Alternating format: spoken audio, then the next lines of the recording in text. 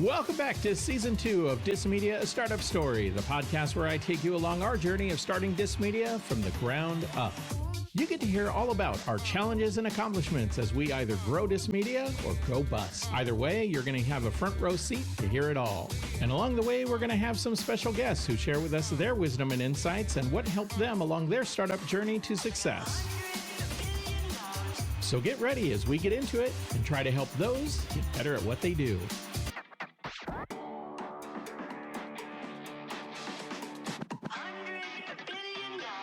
Welcome back, everybody, to Dis Media, a Startup Story. I am your host, Ben Olmos, and not joining me this episode is my co-host, Alan. We'll get into that in just a little bit. So what's been going on the past 8 months since our last episode? As anybody who may have caught previous episodes knows, that when I started Dis Media, a Startup Story, the podcast, the idea was to give everybody a front row seat to what we were doing with Dis Media as a company, to start this thing from the ground up. And the idea was to give everybody the opportunity to hear what it's like to start a business from absolutely nothing.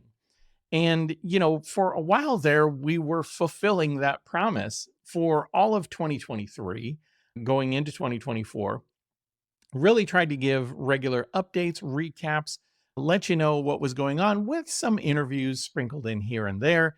And unfortunately, March came and I lost my dad. He had stage 4 stomach cancer, something that we had found out previously late 2023. And about 2 years prior to this, I had lost my mom as well. Honestly, I'd kind of lost a lot of my momentum around some of this stuff. In April, we had a trip planned for going to Paris and London. And then when I came back, Alan hit me with some news that he was going to be stepping away from Dis Media and the podcast and being on the board to pursue some things that he was focused on. And I thank Alan tremendously for his contribution, his collaboration. He was so fun to work with. I really enjoyed our conversations. But, it probably took me a good 3 or 4 months after just coming back to kind of feel normal. My enthusiasm just really wasn't there for the longest time. And before the dark times, I will say, I was doing TikTok updates. I was putting videos out, constantly trying to find our angle, SEO optimize the stuff that we were doing, continually tweaking the website. We'd gotten AdSense approved, so I was really excited to start making some revenue. And I even developed an e-learning platform for our website as well. The idea was to start getting into doing classes because, I have a PhD. A lot of our participants on the board are also teachers and faculty and have PhDs themselves, highly advanced degrees. And so we were going to put all of that into some e-learning. And unfortunately, things just slowed down. Like I was putting out maybe 1 to 3 articles a week. I just couldn't find my momentum. The board participation started to wane. I got the feeling they weren't as excited about things, and probably because I wasn't as excited about things. And I don't hold my board accountable for that at all.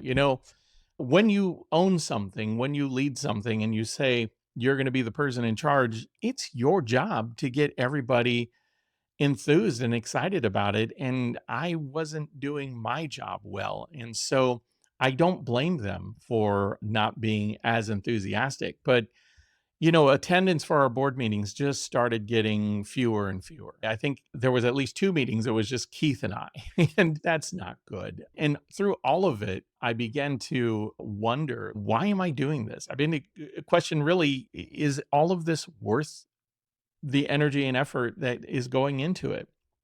And despite all of that, there was still kind of a fire there. There was still this desire to want to do things. And I really enjoyed the hunt of finding that audience, but I just couldn't find the things that resonated with people. It was really challenging. And the audience initially had started off okay.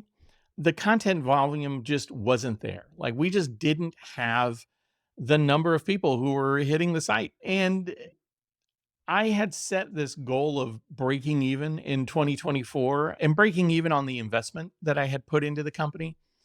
that was aggressive considering our very slow revenue. And even still today, like the revenue is not huge by any means, but it is starting to grow a little bit, but not nearly what we need it to be. And I don't even know right now what break even looks like when we'll hit that. But the runway that we had was getting shorter. The content was not really coming through. And I was really starting to say, like, how much longer do I want to keep putting money into this thing? Coming out of the dark period, I would say, like around August, September timeframe, I started to say, well, why are we doing this? What is it about having Dist Media, about having this platform, about doing this content? What is it that is interesting? And I really enjoyed the learning that I was getting out of it. I was learning about SEO and SEO optimization. I was learning about keywords and page rank and the things that work and the things that don't work in the way of content. I liked owning a media company. I do see that as something advantageous down the road. I enjoy the fact that I get to publish on a regular basis. I have a lot of things I'm always thinking about, business related, leadership related, entrepreneur related. And this is my outlet for putting those thoughts and feelings, musings that I have out there in the world. I like podcasting. I think this is so fun to do. I love interviewing people, talking to people, meeting new people. And I was getting better at it, or at least I hope I was. The audience will certainly let you know that. I was learning things that were helping me improve not only what we were doing for Dis Media, but it was helping me in the things that I was doing outside of Dis Media in the primary work that I do, which is not owning a media company. Like my bread and butter is not owning this company. If it was, I'd be broke very quick. But the things that I was learning here were helping me contribute to other work that I was doing. And it was helping me kind of examine things that I was doing in other places in new ways. And ultimately, like giving me some new education and new insight. So, what I came to realize is that social media, like doing this stuff, you don't dabble in it. This isn't something that you just kind of occasionally do. And for anybody like, we're live streaming on TikTok right now. And for anybody who has a following on TikTok or people who enjoy following others on TikTok, you like new things. Like you like fresh content, especially from your most creative and engaging creators. The content that you enjoy watching, you like to have a regular dose of that, right? So one of the things I realized is that you've got to have presence at this stuff. And I can't say that my TikTok presence is going to be daily. I don't know. Maybe it will, but I knew that I needed to pump up the regularity of content that we're putting out on the Daily Pitch. The biggest thing that I had found over time was that I had really laid a foundation for Dist Media. So initially, the idea was to create this platform where we were putting out online content and podcasts. But then I built the e-learning side, and then I had the e-commerce functionality that I built out. And then we got AdSense approved. And I realized that all of these things stitched together, this is really kind of a vertically integrated bouquet of resources that I had. And I think there's a lot of ways that I can help to implement this stuff in a way that is going to help people in a lot of different ways and from a lot of different positions. So I knew initially that I wanted to help, as our tagline says, help managers, leaders, and entrepreneurs get better at what they do. And doing that by putting out articles and putting out podcasts and videos and things of that nature, and giving people access to these experts. Like, sometimes we read a popular book, like Malcolm Gladwell, for example. Great guy, but how do you reach Malcolm Gladwell? How do you ask him a question? And, I've reached out to some of my favorite authors sometimes. I've wanted to interview them on a podcast, and doing that can be kind of difficult because you don't get to them per se. You sometimes get to a publicist or you get to somebody who's kind of a gatekeeper for them. And often it's no. So, what I wanted to do was have this platform where experts are giving insight and information, and then there's accessibility to them. Like you can follow them on LinkedIn, you can reach out to them if you want to take a class from them. We've got the e learning platform for that. If you want to listen to their podcast, if you want to purchase their book, you could do that through this platform that we were creating. So that was one, like giving managers, leaders, entrepreneur access to experts, what I think is very helpful. The other thing, though, I wanted to also make this beneficial for those experts. And one of the things I've kind of come across is that, now that I'm older in my career, I've got 30 years in the industry that I worked in. Many of the people around me have retired or they've kind of turned the page and started doing something different. Some of them are public speakers, some of them are trainers and educators and doing different things now. One of the things that I've noticed in those entrepreneurs who are doing that work is that oftentimes they're trying to put out content. They're trying to learn social media. They're trying to create an audience of their own, but one of the challenges they have is that they don't understand all of the things that go into building that audience. Quite honestly, all the things that I've learned in what you've had to do to build an audience. Not only keywords and SEO optimization and consistency in putting content out, but also pumping that content out through a lot of different social media channels. And so by linking up with us at Dis Media, and we help to publish your content and get it out there. We publish that content through our newsletter. Number one, we publish that content through our social media channels, through LinkedIn, Facebook, X, and Threads, and publish everything there, so you get visibility from that standpoint. But we don't just do that once, and that's something I see a lot of people who are trainers and educators and public speakers. They put content out, but they might only put that out once. And something that I've learned is that you got to do it a few times, right? And the content, it's best if it's kind of evergreen. It's something that doesn't expire, right? So if I do a story today and put it on the Daily Pitch about the election is going to be over soon. And then what happens the next cycle? What happens 2 or 3 months from now?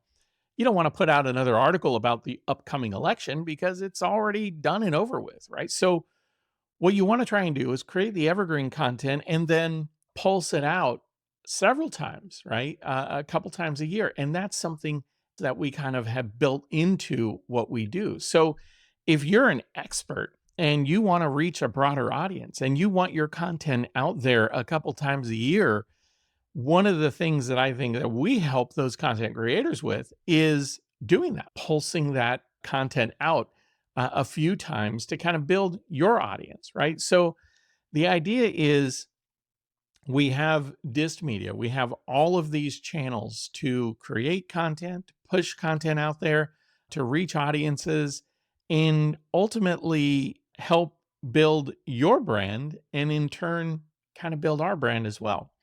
Through our e-commerce platform, we can sell things that our contributors may have. Through our education platform, we can host classes either asynchronously or synchronously, like in-person kind of classrooms as well. So all of that stuff is kind of what I built over the last several months, putting these pieces together and built this whole integrated bouquet of offering. It was just a matter of putting some gas in the engine and getting this thing going. I realized, wait a minute, we started out with building an online publication. What we ended up with today are all of these components that integrate well and work well with each other. And now all we need to do is build up our audience. And one of the things that we've been trying to do is get that audience going, get that audience engaged. Matt Sankum was one of our early board members. Matt had said, Ben, you're up for a challenge because audiences take time. And the reality is like, if you've got something that you're doing around video games or around politics, like There's a big audience for that stuff. When you're doing stuff around business, and it's not that people aren't interested in business, but we're definitely playing to a niche, right? Definitely playing to a smaller, more focused audience, we would say. So that just means that it's going to take us longer to build that audience up. And what I kind of signed up for in doing this was to take the time to build that audience. It's tough. Like, it is really tough. I have seen YouTube videos of people saying, oh, well, if you do this, that, or the other, you can get 1,000 followers in a week. Or, I made $10,000 in a month selling bracelets made of paper. I don't know, something stupid like that. And I will call them charlatans. Oftentimes on YouTube, a lot of times these guys are just pushing a class or something. But all of these folks are trying to get you to believe that it's really simple. I am here to tell you it's difficult. It is tough. I focus obsessively on keywords, on page rank, on audience, on traffic. I tweak things daily sometimes to try and squeeze out every bit that I can. And while the audience is growing and it's starting to respond a little bit more to things that I've done lately, I would say the last 30 days has really, I think I've grown my page views on the website by at least 100, monthly page views by at least 100. But it needs to be more. Like, it's got to be more. It's a nice reassurance that you're headed in the right direction, but it's certainly not anything that is going to get us to where we need to be. So what can I say? Over the last several months, even though we went dark a little bit publicly for the last 8 months, we have continued to work. And when I say we, not taking anything away from my board, they're great advisors, but quite honestly, it's been me putting all of this work in, focusing on the content, focusing on the SEO optimization, focusing on the website. And sure, if I had the resources and the funds to hire people or even pay for content, you would probably see more focused effort, maybe more volume as well. But, when it's just you and you're the one who's making sure that all of these things work and work well together, it's tough. It's hard. However, despite all of that, I am encouraged. I am looking forward to doing more. So even though this podcast episode, 8 months from the last one, my hope is to give more updates, be more frequent about it, do a little bit more live streaming on TikTok. So I wish I could say on a regular basis, I'm going to be like on TikTok at this time, and this is when we're going to be doing the podcast. I think it would probably create more audience engagement. And maybe, who knows, down the road, I may do that. But right now, all I can promise you is I'm going to keep putting stuff out there. I'm going to keep trying to find a good angle to share content with you guys, to find content that works. And to that point, I would say, don't hesitate to reach out and say hello. Tell me what works. Tell me what you like and what you don't like, what you would love to hear more of. And I promise I will work on doing that. I appreciate every single one of you guys who have continued to check out the page, who signed up for our newsletter. If you can't check the website out every day, check out our newsletter. Sign up for that, dailypitch.news. You'll see a sign up for it right there on the front page. And I recap in that newsletter every article that we put out that previous week. And so when we do a podcast, I usually put an article out about the podcast as well. So if we have any new podcast content, check that out. If you happen to be on your favorite podcast platform as you're listening to this, subscribe, follow us. We will be putting more stuff out. I do want to do more interviews. There's some interesting people that I would love to track down and try and rope into having a conversation. And yeah, that's it. We're going to keep pushing. I truly appreciate everybody who's hung in there with me, stuck it out. I look forward to more. So that's what we've got for this update. Thank you very much for checking out Disc Media, a startup story. I hope you will be back and listen to us again soon. Thank you very much. Have a good one. See you later. Thanks for listening to Disc Media, a Startup Story. This podcast was produced and edited by Ben Olmos and is a production of Disc Media Corporation. If you're interested in learning more about anything you heard on this episode, please reach out to us at podcast@discmedia.com. You can also get more information about this and other episodes or information about our guests by checking out dailypitch.news, our business and insights publication focused on helping managers, leaders, and entrepreneurs get better at what they do.